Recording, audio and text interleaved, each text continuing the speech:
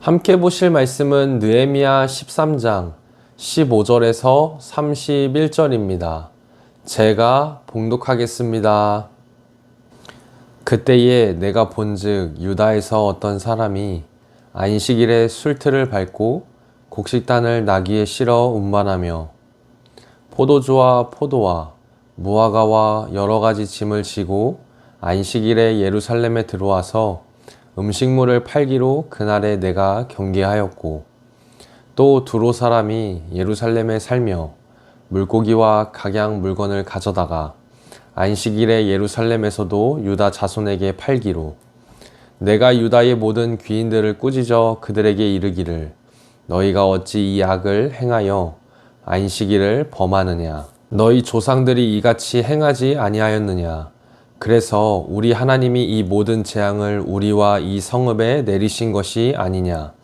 그럼에도 불구하고 너희가 안식일을 범하여 진노가 이스라엘에게 더욱 심하게 임하도록 하는도다 하고, 안식일 전 예루살렘 성문이 어두워 갈 때에 내가 성문을 닫고 안식일이 지나가기 전에는 열지 말라 하고, 나를 따르는 종자 며칠 성문마다 세워 안식일에는 아무 짐도 들어오지 못하게 하였으므로 장사꾼들과 각양 물건 파는 자들이 한두 번 예루살렘 성 밖에서 자므로 내가 그들에게 경계하여 이르기를 너희가 어찌하여 성 밑에서 자느냐. 다시 이같이 하면 내가 잡으리라 하였더니 그 후부터는 안식일에 그들이 다시 오지 아니하였느니라.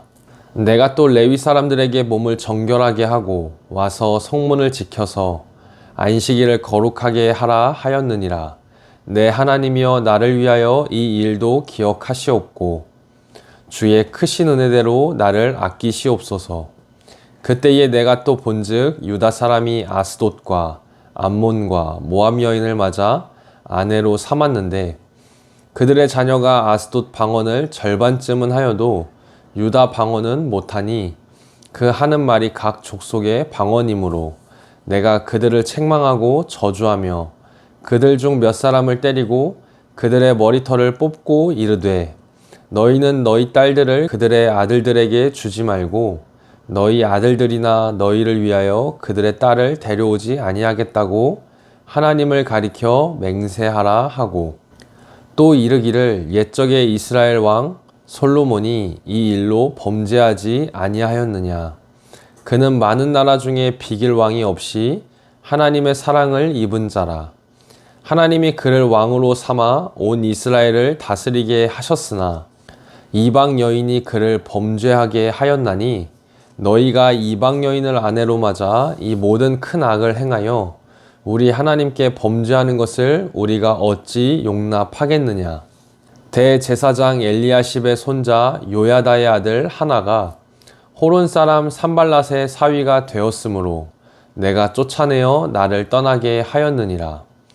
내 하나님이여 그들이 제사장의 직분을 더럽히고 제사장의 직분과 레위 사람에 대한 언약을 어겼사오니 그들을 기억하옵소서. 내가 이와 같이 그들에게 이방 사람을 떠나게 하여 그들을 깨끗하게 하고 또 제사장과 레위 사람의 반열을 세워 각각 자기의 일을 맡게 하고 또 정한 기한에 나무와 처음 익은 것을 드리게 하였사오니 내 하나님이여 나를 기억하사 복을 주옵소서. 아멘. 어느 마을에 오래된 우물이 하나 있었습니다. 이 우물은 마을 사람들에게 오랫동안 깨끗한 물을 공급해 주었고 사람들은 이 물이 자신의 삶을 지탱해 준다고 믿었습니다. 그런데 시간이 지나면서 사람들은 이 우물의 소중함을 점점 잊어가기 시작했습니다. 시간이 흘러 사람들이 바쁘다는 이유로, 익숙하다는 이유로 우물을 관리하거나 전혀 신경 쓰지 않았습니다. 그 우물이 늘 그 자리에 있을 것이다 라는 믿음 때문에 그랬습니다.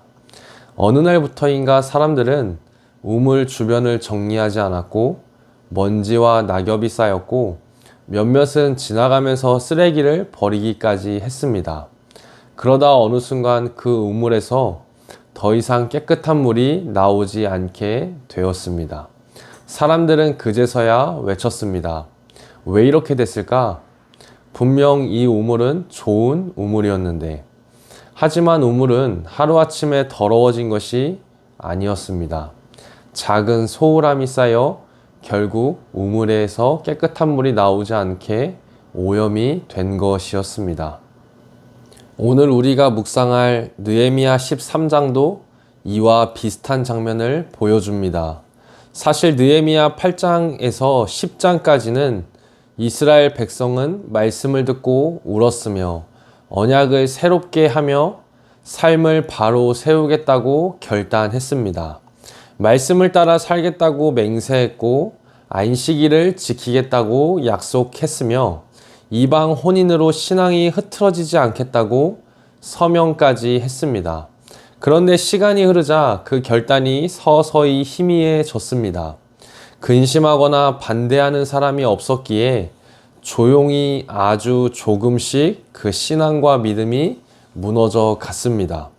이것은 마치 우물의 오염처럼 갑작스럽지는 않지만 그러나 분명하고, 그래서 오늘 본문에서 느헤미야는 백성이 잊어버린 약속을 다시 붙잡게 하고 공동체가 흐트러진 자리들을 정돈하며 신앙의 중심을 다시 세우도록 강하게 외치는 것 같습니다. 오늘 우리는 이 말씀을 통해 작은 소홀함이 공동체를 어떻게 흔드는가, 신앙의 우물을 어떻게 지켜야 하는가 라는 이 두 가지 큰 주제를 같이 나누어 보려고 합니다. 신앙도 우물처럼 하루아침에 무너지는 것이 아닙니다. 큰 사건이 있어서 갑자기 믿음이 떨어지기보다는 오늘은 괜찮겠지 라는 작은 소홀함이 쌓여 결국 삶 전체가 흐트러지는 경우가 더 많습니다. 오늘 본문은 바로 그 신앙의 소홀함이 공동체 안에서 어떻게 퍼져가는지, 그리고 그것을 붙잡기 위해 느헤미야가 어떤 마음으로 공동체를 세워가는지를 잘 보실 수 있으실 겁니다. 첫째로 느헤미야는 안식일에 대한 무관심을 목격하게 되었다고 15절에서 22절까지 말씀하고 있습니다. 백성들은 경제적인 이유를 구실로 삼아 안식일에도 장사를 하고 물건을 사고 팔며 하나님이 주신 안식일을 점점 대수롭지 않게 여겼습니다. 이는 단순히 쉬지 않았다라는 문제가 아니라 안식일은 하나님이 이스라엘 백성에게 정체성을 새롭게 하고 하나님을 삶의 중심에 두도록 하신 은혜의 시간이었습니다. 그런데 백성들은 이 날을 다른 날과 똑같이 취급하며 곧 자신의 삶에서 하나님을 점점 밀어내고 있었던 것을 볼 수 있습니다. 그러니까 작은 무관심과 소홀함이 결국 삶의 기초를 유지하는 신앙을 뒤흔들고 있는 것을 보게 될 것입니다. 다음으로는 느헤미야는 이방인과의 혼인 문제를 지적했습니다. 이것은 단순히 국적의 문제가 아니라 신앙이 흐려지는 문제였습니다. 가정은 자녀와 자녀들의 신앙이 자라나는 공동체인데 어느새 자녀들은 유다 방언을 잊고 다른 민족의 언어만 사용할 줄 알며 신앙적 정체성을 잃어가는 모습을 본문은 설명하는 듯 합니다. 이는 곧 하나님의 말씀을 읽고 듣고 전할 수 있는 기반 자체가 무너지고 있음을 의미하는 것으로도 보일 수 있습니다. 느헤미야가 강하게 책망할 수밖에 없었던 이유가 바로 여기 있습니다. 그는 마치 솔로몬조차 이방 신앙의 영향을 막지 못해 넘어졌다는 사실을 상기시키면서 우리 공동체가 그 길로 똑같이 가게 될 수 없다고 마치 외치는 듯 보입니다. 또한 느헤미야는 지도자들마저 언약을 소홀히 여기는 모습을 보게 되었습니다. 대제사장의 가문에서조차 산발랏과 혼인을 맺는 등 공동체 전체가 약속을 잊고 있었습니다.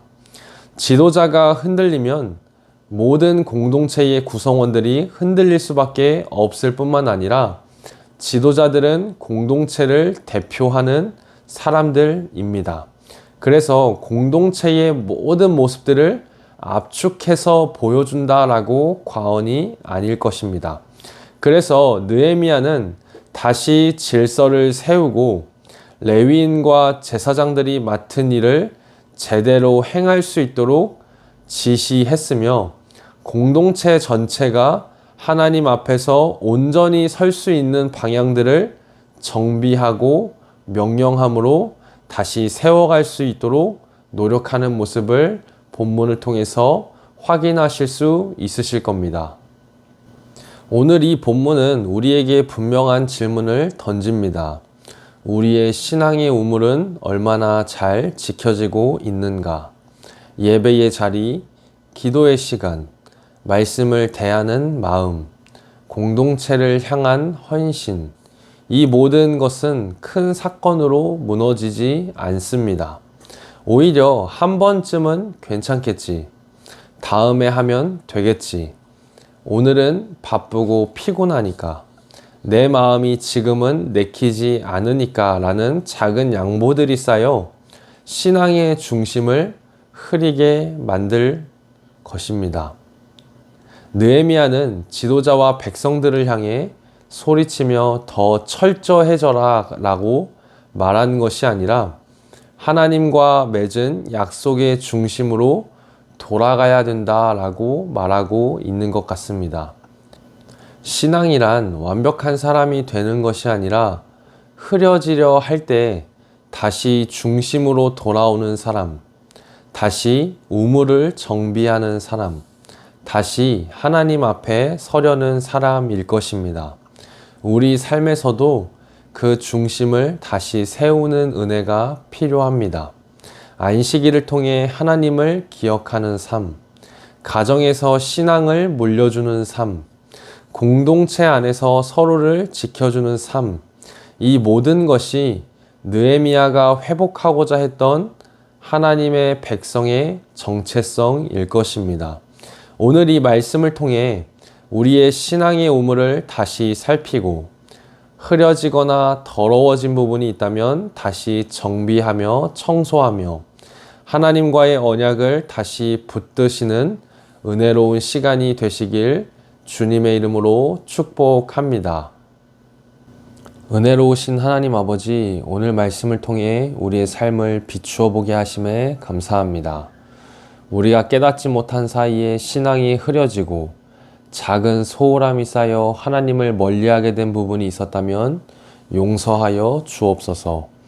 느헤미야처럼 다시 중심을 잡게 하시고 우리의 가정과 교회 공동체가 신앙의 우물을 깨끗하게 지킬 수 있는 은혜 또한 허락해 주옵소서.